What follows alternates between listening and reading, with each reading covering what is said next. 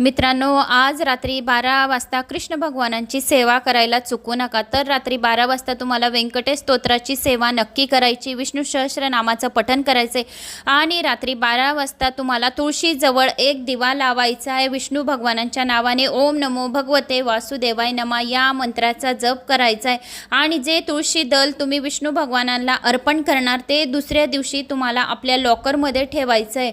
असे जर केले तर धनाची बरकती राहील आणि नैवेद्य वगैरे संपूर्ण पूजा अर्चना रात्री 12 वाजता तुम्हाला नक्की करायची। बासुरी असेल तुम्ही कृष्ण भगवान जवळ ठेवलेली तर ती बासुरी तुम्ही दुसऱ्या दिवशी आपल्या लॉकरमध्ये ठेवा। याच्याने वर्षभर धनाचे आगमन होत राहील आणि त्याशिवाय महालक्ष्मी सुद्धा प्रसन्न होईल। असा हा उपाय केल्याने आपल्या जीवनातील सारे दुःख दारिद्र्य कष्ट दूर होऊन विष्णू भगवानांची आपल्यावर कृपा प्राप्त होईल।